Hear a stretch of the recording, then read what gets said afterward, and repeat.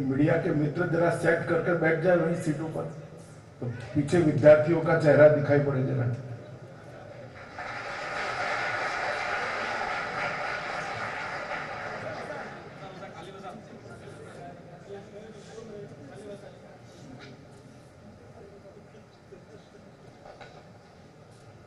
बैठ जाओ भैया, मैं जिद्दी आदमी हूं जरा। प्लीज यहीं रहकर बोलने वाला हूं, कोई और सोच मिलेगा नहीं आपको कुछ। बैठ जाइए भाई आदमी, प्लीज। धन्यवाद। मंच पर उपस्थित आज के कार्यक्रम के उत्सव मूर्ति महाराष्ट्र के पूर्व मुख्यमंत्री श्रीमान नारायण राणे जी, महाराष्ट्र के पूर्व मुख्यमंत्री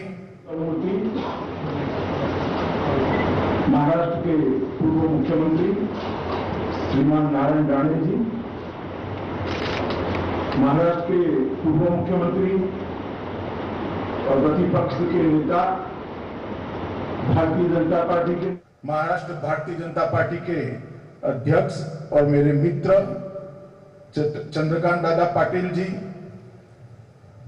विधान परिषद में भारतीय जनता पार्टी के नेता और नेता प्रतिपक्ष भाई प्रवीण, भारतीय जनता पार्टी के राष्ट्रीय सचिव श्री विनोद तावड़े जी, श्री रविंद्र चौहान जी, राणे साहब का पूरा परिवार यहाँ पर उपस्थित है, और आज आए हुए सभी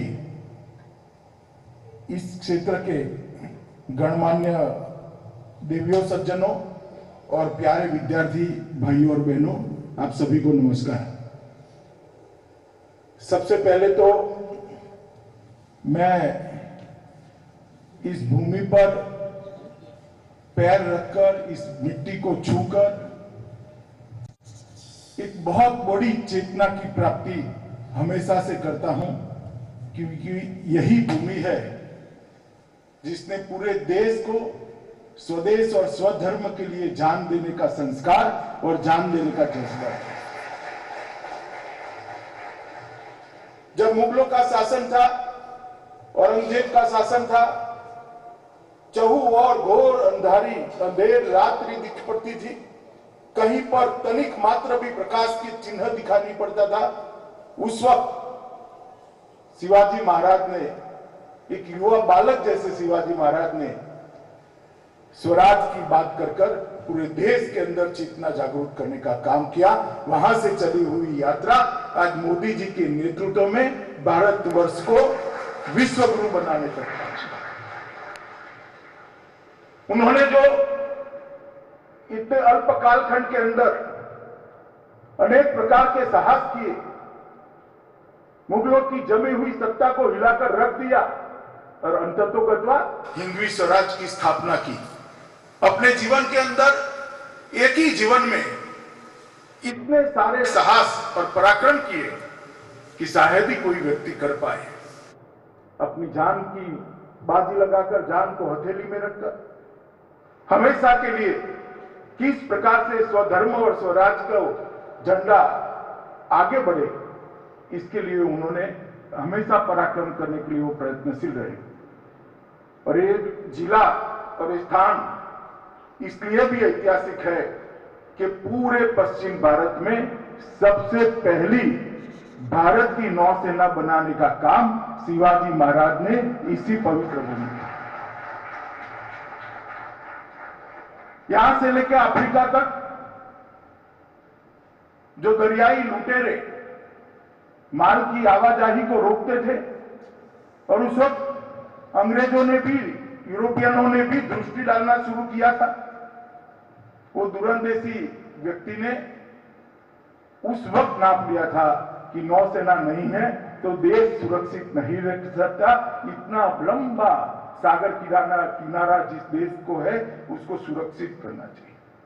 और मित्रों, इसी सिंधु दुर्ग की भूमि पर विकास के एक के बाद एक काम निरंतर करने का अगर किसी को यश प्राप्त है तो उसी नारायण राणे जी को प्राप्त है। इसमें आज एक और करनी चाहिए।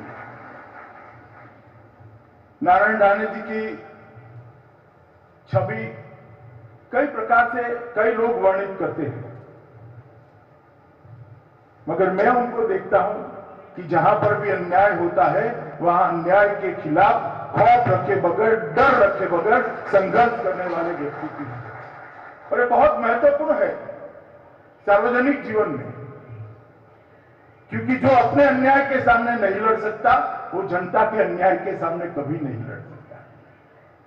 और राणे साहब के जीवन में जब कभी भी अन्याय के मौके आए तब उन्होंने निश्चित रूप से भविष्य की सोच करे बगैर अन्याय का सामना किया, उसके खिलाफ संघर्ष किया, और इसीलिए इनकी राजनीतिक यात्रा बहुत टेढ़ी मेढ़ी है। मुझे भी कुछ पत्रकारों ने कहा कि आपके यहां भी अन्याय होगा तो क्या होगा। मैंने बोला हम अन्याय करेंगे ही नहीं, सम्मान करेंगे, आप चिंता मत करें। भारतीय जनता पार्टी को मालूम है कि राणे साहब जैसे नेता को किस प्रकार से संभालना और किस प्रकार से सम्मान देना, वो भारतीय जनता पार्टी का मित्र एक बहुत संघर्षशील व्यक्तित्व है, जिसने इस क्षेत्र के विकास के लिए, आधारभूत सुविधाओं के लिए, सड़क के लिए, सिंचाई के लिए, ब्रिजेस के लिए,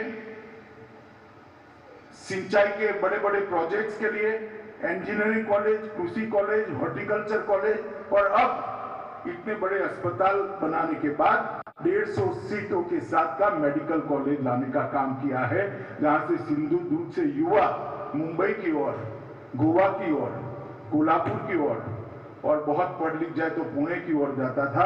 वो युवा यहीं पर रह जाए कोंकण में, इस प्रकार का इंफ्रास्ट्रक्चर बनाने में इन्होंने बहुत बड़ा योगदान दिया है और ये पूरा कोंकण प्रदेश बहुत लंबे समय तक उनको याद रखेगा। मेडिकल कॉलेज के बारे में प्रस्तावक महोदय ने बहुत सारी बातें की है, मैं ज्यादा कुछ कहना नहीं चाहता हूं, सिर्फ एक ही बात का मैं राणे साहब को आग्रह करना चाहता हूं कि आपकी लाइब्रेरी मैंने आते वक्त देखी, बाहर से देखी, मगर बहुत सुंदर मकान आपने बनाया है।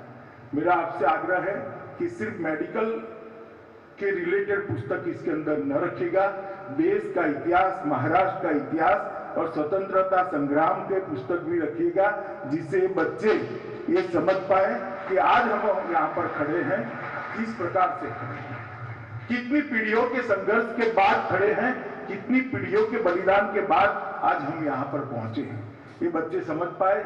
इसलिए लाइब्रेरी को बड़ी समृद्ध लाइब्रेरी बनाइए, ऐसी मेरा आपको विनंती है। और इसमें कहीं पर भी मेरी मदद लगती है तो आप जरूर मुझे कह सकते हैं, क्योंकि मैं प्रोडक्ट ही लाइब्रेरी की हूं, पुस्तकों ने ही मुझे बनाया है। इसलिए मेरा हमेशा आग्रह रहता है कि लाइब्रेरी जितनी भी बढ़ती है इतनी देश की युवा पीढ़ी ज्यादा तरक्की करती है। मित्रों, आज मेडिकल कॉलेज का उद्घाटन है और ये सभी बच्चे जो यहाँ पर हैं, स्टूडेंट्स हैं, मैं सभी को कहना चाहता हूं कि आप बहुत उचित समय पर मेडिकल के अंदर एडमिशन लेकर डॉक्टर बनने की शुरुआत करें, क्योंकि आज तक इस देश के मेडिकल इंफ्रास्ट्रक्चर को, हेल्थ इंफ्रास्ट्रक्चर को किसी ने दूरदर्शिता के साथ एक के बाद एक टाइम बाउंड प्रोग्राम के साथ आगे बढ़ाने का नहीं सोचा था। 130 करोड़ के देश के अंदर हेल्थ सुविधाएं बिल्कुल चरमराई हुई, काफी लोगों को इसका एहसास था, जो WHO के रिपोर्ट्स को पढ़ते थे, इसका एनालिसिस करते थे, सबको एहसास था। परंतु जब कोरोना आया तब पूरे देश को एहसास हो गया, क्योंकि अनुमान लगने लगे कोरोना जैसी महामारी जिसका इलाज ही नहीं है और इतनी तेजी से फैलती है, तो भारत जैसे देश का क्या होगा। दो कारण, एक तो 130 करोड़ की आबादी और दूसरा कारण वहां हेल्थ इंफ्रास्ट्रक्चर बहुत वीक है। मित्रों, परंतु मोदी जी के नेतृत्व में हमने कोरोना की लड़ाई यूनिक प्रकार से, एक अलग प्रकार से, और दुनिया अब इसको मॉडल समझती है, इस प्रकार से लड़े। समय पर लॉकडाउन किया, जन जन को लॉकडाउन के जोड़ने के लिए जनता कर्फ्यू का ऐलान किया, आत्मबल बढ़ाने के लिए दिया प्रगटाने का ऐलान किया गया, घंटी बजाने का ऐलान किया गया, सब कोरोना वॉरियर्स का उत्साह बढ़ाने के लिए इनके सम्मान की बात को आगे ले गए और जहां 2 लेबोरेटरी थी, 2200 से ज्यादा लेबोरेटरी अब टेस्टिंग की पूरे भारत में है। इतने रॉकेट स्पीड से इंफ्रास्ट्रक्चर को खड़ा किया गया है। हम मास्क नहीं बना पाते थे, पीपीई किट बना नहीं पाते थे, वेंटिलेटर इंपोर्ट होते थे। आज मास्क, पीपीई किट और वेंटिलेटर, ये 6 महीने के कालखंड के अंदर ही सबसे बड़ा एक्सपोर्टर अगर कोई एक देश है तो अपना हिंदुस्तान है, अपना भारत।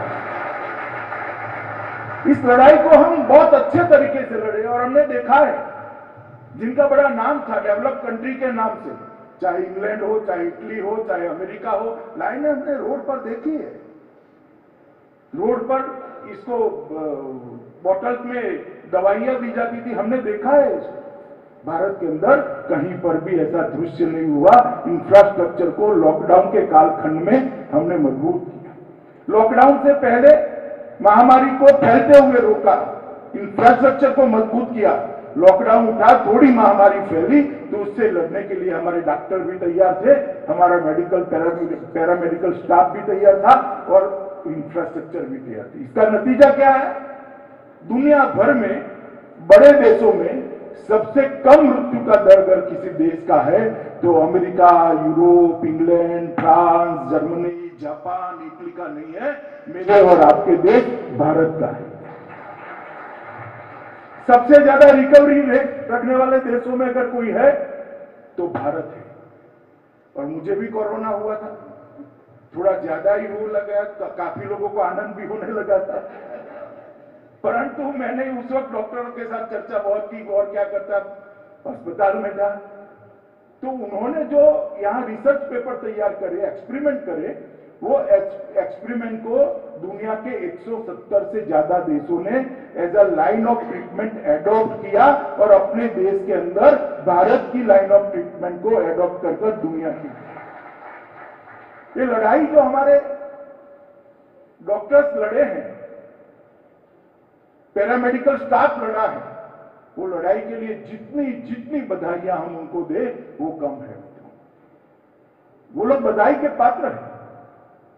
इधर उधर ये वो करते करते एक ऐसी लाइन ऑफ ट्रीटमेंट तय की जिसने लगभग 1% पर मृत्यु दर को ला दिया, वो भी आगे वाला है। अब तो 1% भी नहीं रहा है, 0.25% के नीचे चला गया। और देश भर में जिस प्रकार से कोरोना के खिलाफ लड़ाई लड़ी गई, इसमें हम सफल हुए, इसका एक ही कारण है, दुनिया भर में कोरोना के खिलाफ लड़ाई सिर्फ मेडिकल डॉक्टर और सरकारें लड़ी है। दुनिया भर में गवर्नमेंट लड़ी और मेडिकल फील्ड के हमारे दोस्त लड़े, परंतु भारत के अंदर मोदी जी ने इस प्रकार से इस लड़ाई को लड़ा कि सरकार, राज्य सरकार, डॉक्टर, पैरामेडिकल स्टाफ और 130 करोड़ का जन ये लड़ाई के अंदर इन्वॉल्व हो गया और इस लड़ाई को हमने, और इसका ही नतीजा है कि आज हम वी सेफ अर्थतंत्र में वी सेफ रिकवरी के साथ फास्ट आगे बढ़ रहे हैं, क्योंकि यहां हमने काफी कुछ कंट्रोल कर लिया है। और दुनिया का सबसे बड़ा वैक्सीनेशन का प्रोग्राम 21 दिन में 55 लाख से कल शाम को 55 लाख का आंकड़ा हम क्रॉस कर रहे हैं। 21 दिन में 55 लाख से ज्यादा लोगों को वैक्सीनेशन करने का काम हमने समाप्त कर दिया है। 2 वैक्सीन हमारी आ गई है और 4 वैक्सीन हमारी पाइपलाइन में है। अगर भगवान ने सब कुछ इसी स्पीड से चालू रखा तो 70% दुनिया को वैक्सीन भारत के वैज्ञानिकों ने बनाई हुई है। केवल भारत नहीं, 70% दुनिया को, और अब तक हम 14 देशों को वैक्सीन भेजने का काम कर चुके हैं और हमारे देश में इतना फास्ट वैक्सीनेशन का प्रोग्राम चल रहा है। इसको और तेज करने का भी प्रधानमंत्री जी ने सोचा है। आगे पर इसकी घोषणा आएगी तब आपको मालूम पड़ेगा। यहां पर इतने सारे मेडिकल छात्र बैठे हैं, मैं इस सभी को कहना चाहता हूं कि दोस्तों, आप लोगों ने ऐसे समय में मेडिकल में एडमिशन लिया है जब सरकार का पूरा फोकस मेडिकल क्षेत्र को आगे बढ़ाने के लिए, हेल्थ इंफ्रास्ट्रक्चर को मजबूत करने के लिए। और इसीलिए मैं पहले 6 वर्ष का बैकग्राउंड थोड़ा बताना चाहता हूं। 6 वर्ष पहले जब भारतीय जनता पार्टी का शासन आया, यूपीए का शासन था, उस वक्त मेडिकल कॉलेजों की संख्या 31 मार्च 2014 को 381 थी, 381, और आज उसको बढ़ाकर 562, मतलब 50% बढ़ गई। एक और 70 साल में बनाए गए मेडिकल कॉलेज और एक बार 6.5 साल में बनाए गए मेडिकल कॉलेज, लगभग 50% बढ़ोतरी करने का काम नरेंद्र मोदी सरकार ने किया है। बजट पहले हेल्थ का 13-14 के बजट के आंकड़ों को ले लो तो 27,145 करोड़ रुपए था, सिर्फ 27,145। अभी निर्मला बहन बजट लेकर आई, वित्त मंत्री जी, 20-21 के बजट के अंदर 94,453 करोड़ का बजट ये भारतीय जनता पार्टी की सरकार ने, 27,000 से 94,000 करोड़। आप कल्पना करिए कितना बड़ा थ्रस्ट मोदी जी ने हेल्थ इंफ्रास्ट्रक्चर और आरोग्य पर दिया है। इसी प्रकार से एम्स 2 थे, आज 22 एम्स को स्वीकृति दे दी गई है, 18 एम्स बन चुके हैं और 18 जगह आपकी जगह पहला batch, second batch, third batch, fourth batch, fifth batch तक पहुंच गए। तो 20 एम्स ये 6 साल में बढ़े, 70 साल में 2 एम्स बने थे। यूजी की सीटें जो 54,300 थी उसको बढ़ाकर 84,649 करने का काम भारतीय जनता पार्टी की नरेंद्र मोदी सरकार ने। इसी तरह से पीजी की सीटें 30,191 थी, अब 54,275 कर दी गई है। और मित्रों, ढेर सारे सुधार इसके अंदर लाए हैं। डॉक्टरों की संख्या बढ़ेगी, पीजी डॉक्टरों की मतलब प्रोफेसरों की भी संख्या बढ़ेगी, मेडिकल इंफ्रास्ट्रक्चर में बढ़ावा होगा और ढेर सारे सुधार किए हैं। एमसीआई हम सब जानते हैं, बहुत सारे समय के साथ इसके अंदर बहुत सारी बुराइयां प्रवेश हुई थी। इसको टोटल क्लीन अप करने का काम भारतीय जनता पार्टी की नरेंद्र मोदी सरकार ने किया है। और एंट्रेंस और एग्जिट दोनों के लिए नीट और नेक्स्ट ये 2 एग्जाम लेकर बच्चों को शोषण से बाहर कर दिया है। आज मेरिट वाले बच्चे को कोई रोक नहीं सकता है, वो अपनी स्थानीय भाषा में आराम से नीट की एग्जाम देकर किसी भी सिफारिश के बगैर एडमिशन प्राप्त कर सकता है, उसको कोई तकलीफ नहीं पड़ेगी। और जब पास तभी करते थे कुछ प्राइवेट मेडिकल कॉलेज को गुरु दक्षिणा दे दी जाए, इसके अलावा पास नहीं करते थे, तो अब नेक्स्ट को भी ले आए और जो एग्जिट एग्जाम चालू कर दिया वो भी ऑल इंडिया लेवल पर होगा, किसी के हाथ में कुछ ही नहीं रहा है।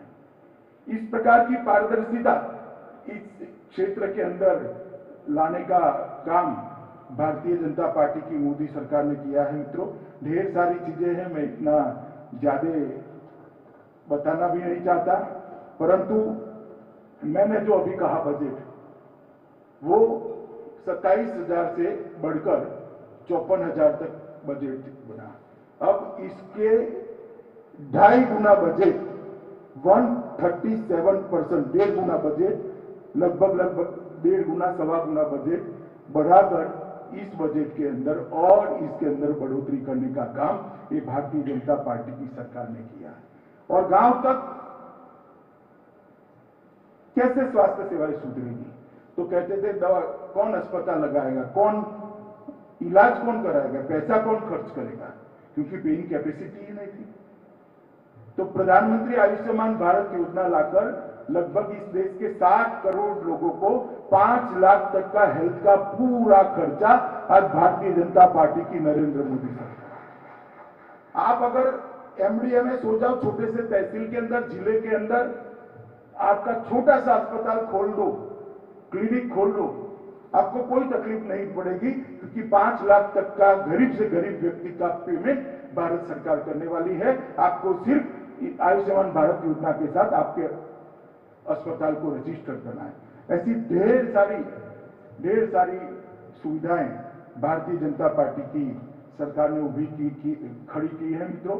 और मैं इसीलिए आपको कहता हूं कि आप ऐसे अच्छे समय पर आपको एडमिशन मिला है, कि जब आप यहां से डॉक्टर बनकर निकलोगे, ढेर सारी अपॉर्चुनिटी, संभावनाएं आपके लिए देश में आपके सामने खड़ी होगी। मित्रों, मैं महाराष्ट्र में आया हूं। मैं पार्टी अध्यक्ष था तब यहां चुनाव हुआ था।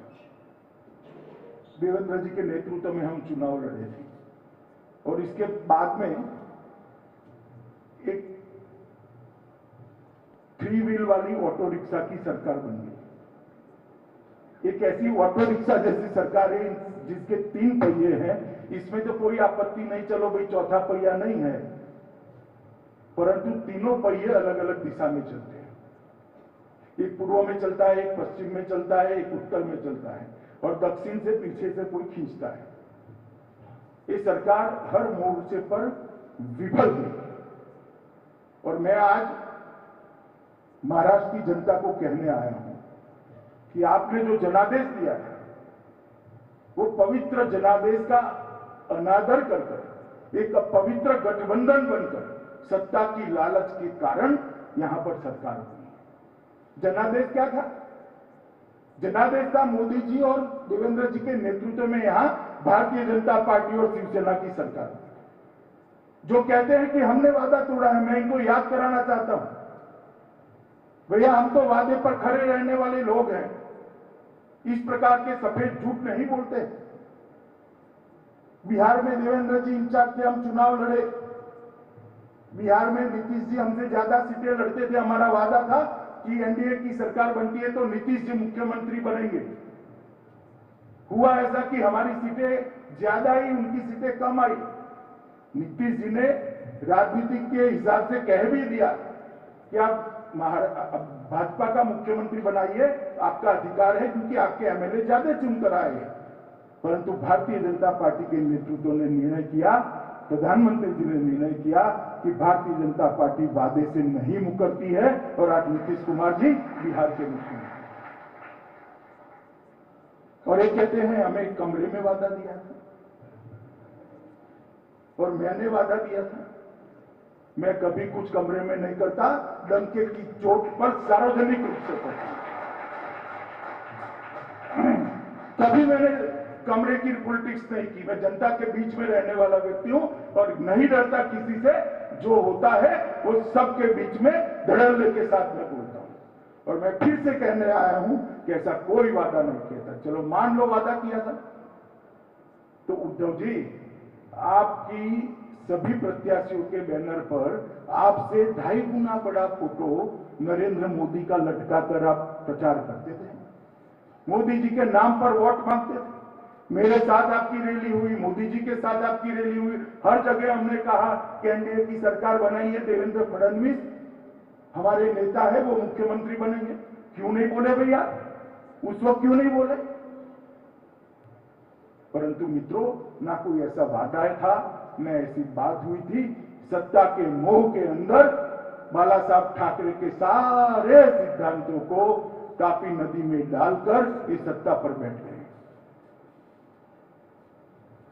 आज धारा 370 हटती है, डरते डरते डरते डरते ट्रीटमेंट करते। हम स्वागत करते हैं, हम स्वागत करते हैं। भव्य राम मंदिर बनाने का फैसला होता है, मैं जाऊंगा नहीं जाऊंगा, ये करूंगा वो करूंगा। क्यों भाई, क्या हो गया? हम तो कभी नहीं डरे। पूरा ऑपोजिशन खिलाफ बैठा था, हमने दम के साथ हमारी बात की और धारा 370 को देश के संविधान से उखाड़ करते हैं। राम जन्मभूमि मंदिर 550 साल से दुनिया में हिंदू जहां पर भी रहता था वो ये मानता था कि प्रभु श्री राम का उनके जन्म स्थान पर एक बहुत बड़ा भव्य मंदिर बनना चाहिए। नहीं होता था। आजादी के बाद भी 70 साल हो गए, नहीं होता था। दूसरी बार भारतीय जनता पार्टी की सरकार बनी। देश की जनता ने नरेंद्र मोदी जी को मैंडेट दिया और नरेंद्र मोदी जी ने इसका एक ट्रस्ट बनाकर इसका भूमि पूजन कर अब श्री राम जन्मभूमि मंदिर के बनने की द्रुत गति से शुरुआत हो गई है। 2 साल के अंदर ही आसमान को छूने वाला प्रभु श्री राम का मंदिर है।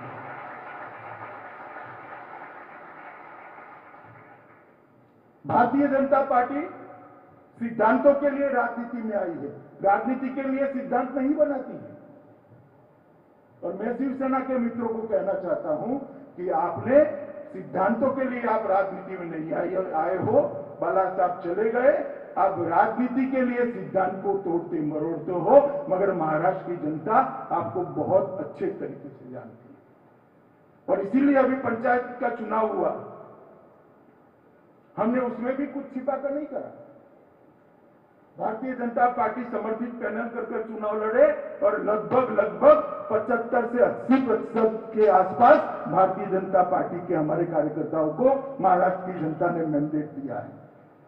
आप तीनों साथ होने के बावजूद, क्योंकि महाराष्ट्र की जनता भी आपको जानती है। मित्रों, यही क्षेत्र के अंदर बहुत बड़ा तूफान आया, काजू और आम के पेड़ों की क्षति हुई, ढेर सारी क्षति हुई। मुझे बताइए भैया, आपने मुख्यमंत्री जी को यहां देखा था क्या? देखा था किसी ने? देवेंद्र जी ने 3 चक्कर लगाए, मैं फोन पर पूछा करता रहता था, गांव तक गए और काजू की वाड़ियों में भी गए।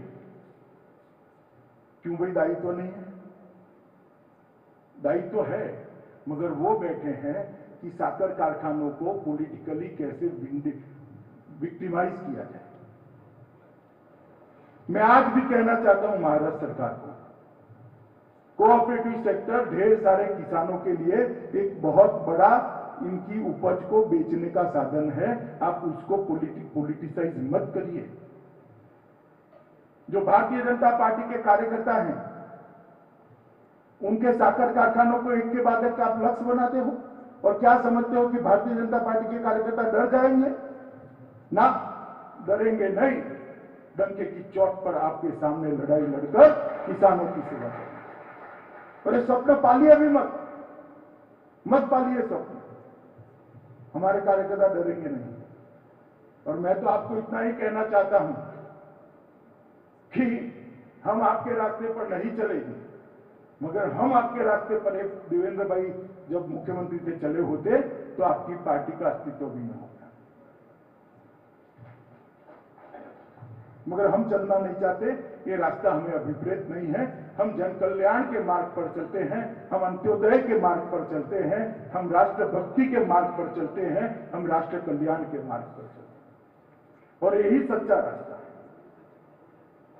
मित्रों, मैं इतना ही कहना चाहता हूं कि आज जब मैं यहां पर आया हूं, एक बहुत बड़ी पढ़ाई लिखाई की व्यवस्था, और वो भी मेडिकल फील्ड के अंदर शुरू होने जा रही है। हम सबकी शुभकामनाएं राणे परिवार के साथ हैं। आपने जिस तरह से संघर्ष कर एक पहाड़ को, मैंने देखा कई जगह थोड़ा चक्कर लगाया, पहाड़ काट कर हर जगह को बनाया गया है। पहाड़ को काट कर जिस तरह से कॉलेज बनाई है, आने वाले दिनों में मेरे सामने बैठे ऐसे हजारों बच्चों के जीवन में एक पथदर्शक बने, और ये बच्चे भारत के हर गरीब के स्वास्थ्य को अच्छा करने के लिए हमेशा दिन रात अहरनिश लगे रहें। आप सबसे भी मेरा अनुरोध है कि पैसे तो आप जरूर कमाइएगा, कमाएंगे भी, क्योंकि आप मां सरस्वती की उपासना कर रहे हैं, अभ्यास कर रहे हैं, मगर पैसे के साथ साथ पुण्य भी कमाने का रखिएगा। कोई गरीब की दुआ मिल जाएगी तो करोड़ों रुपयों से बड़ी होगी। इतना ही बात मैं करता हूं। फिर से एक बार अनंत शुभकामनाएं राणे साहब और उनके परिवार को देकर मेरी वाणी को विराम देता हूं। भारत माता की जय। वेळ संध्याकाळी 7ची। देश महाराष्ट्राची महत्वाची खबरबात जाणून घ्यायची। देश आणि महाराष्ट्राच्या मोठ्या बातम्यांचं बुलेटिन देश महाराष्ट्र रोज संध्याकाळी 7 वाजता। TV9 मराठी, काळजी तुमची, हित महाराष्ट्राचं।